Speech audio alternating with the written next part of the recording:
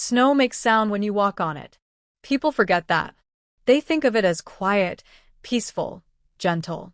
But snow remembers weight. It groans under it. It sighs when disturbed. It whispers when you move through it alone. That night, the snow whispered my name, even though I never spoke it out loud. I had been driving for so long that time had stopped feeling real.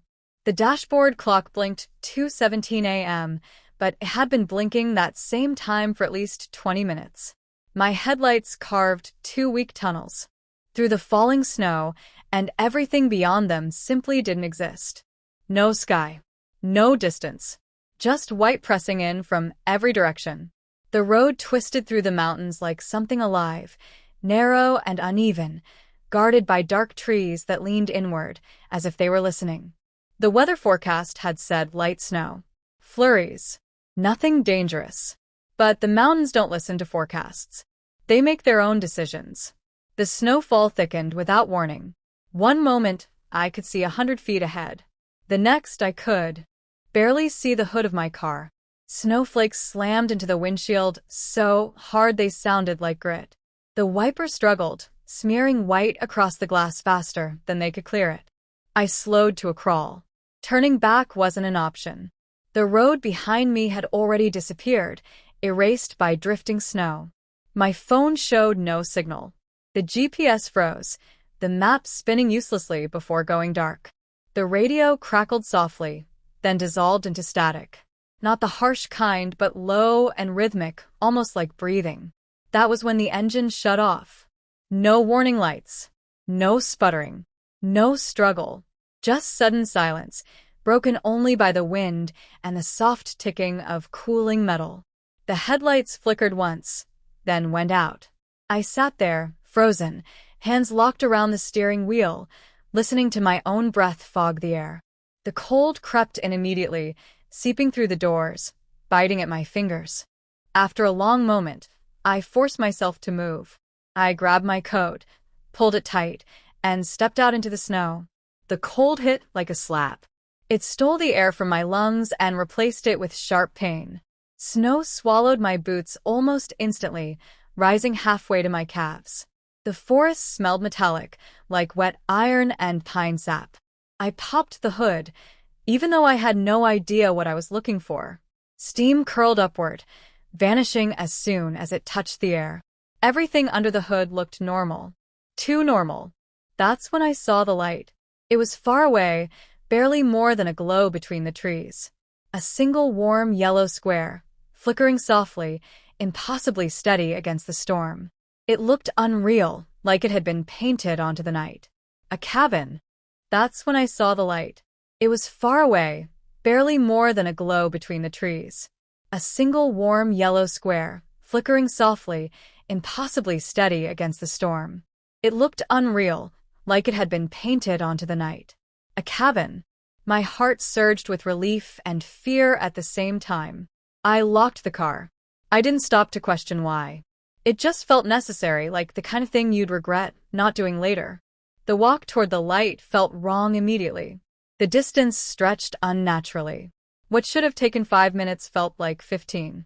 Snow thickened around my legs, tugging at my boots, whispering as I forced my way forward. The trees stood too close together. Their branches reached overhead, tangling like fingers. The wind died suddenly, leaving the forest unnaturally still.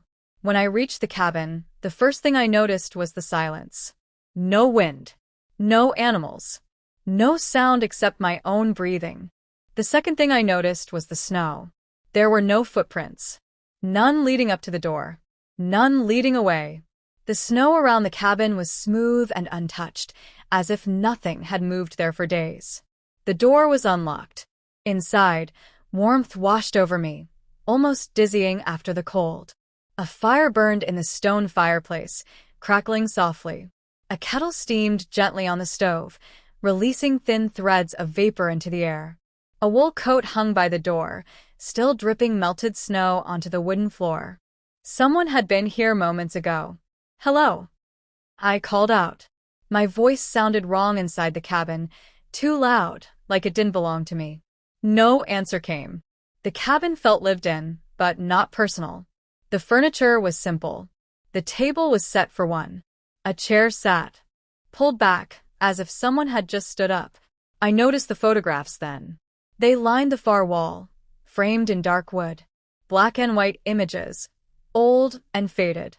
Each photo showed a person standing in front of the cabin. Different men and women. Different clothes. Different eras.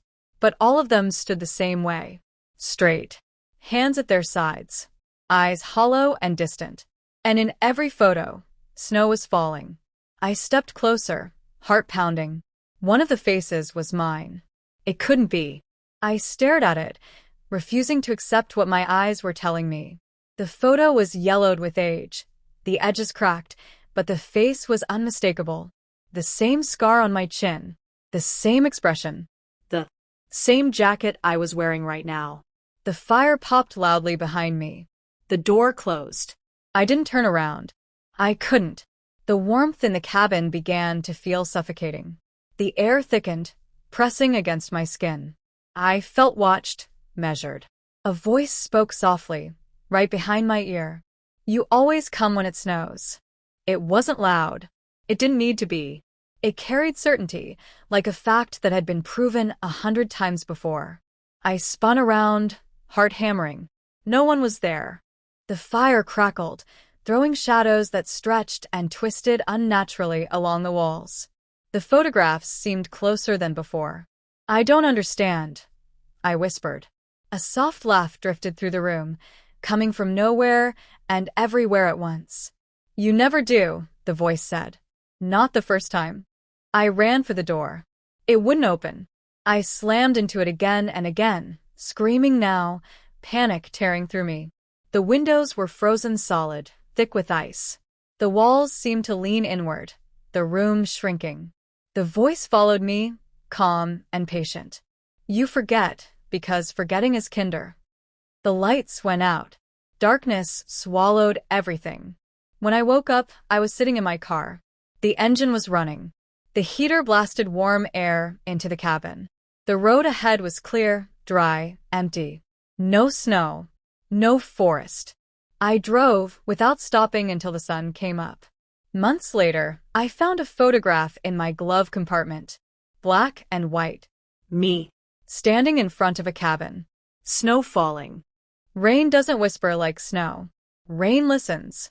It taps. It waits for you to answer. The storm began just after midnight, slow at first, then heavy enough to drown the city. Rain hammered the streets until they shone like mirrors. I had moved into the apartment 3 weeks earlier, a cheap place above an old laundromat. The kind of building that creaked even when no one moved. That night, the power went out. Not the whole block. Just my building. The hum of the city faded, replaced by the relentless drumming of rain against the windows. Thunder rolled in the distance, shaking the walls. I lit candles one by one, their flames trembling with every vibration. Shadows stretched across the apartment, bending at wrong angles. That's when I heard footsteps. They came from above me. Slow. Careful. Bare feet slapping softly against a wet surface. The problem was simple. There was no apartment above mine. I stood frozen, candles shaking in my hand, listening as the footsteps crossed from one end of the ceiling to the other. Each step left behind a sound like dripping water. Drip, drip, drip. Water began seeping through the ceiling, forming dark spots that spread slowly outward. I stepped back as drops fell to the floor. They didn't splash. They stained. The water was too thick, too dark, like it carried something with it. The footsteps stopped. The ceiling bulged downward, swelling like a body floating just beneath the surface of deep water. A hand pressed against it, fingers splayed, dragging slowly across the plaster. The bathroom mirror cracked with a sharp sound. I turned and saw my reflection, but the apartment behind me was wrong. Dry, bright, empty. And standing behind me in the reflection was a woman.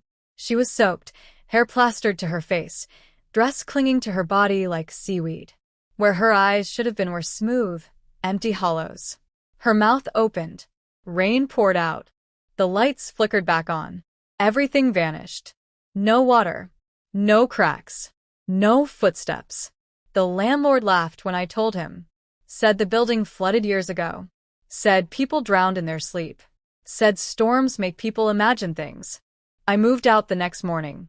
Weeks later, during another storm, I caught my reflection in a shop window.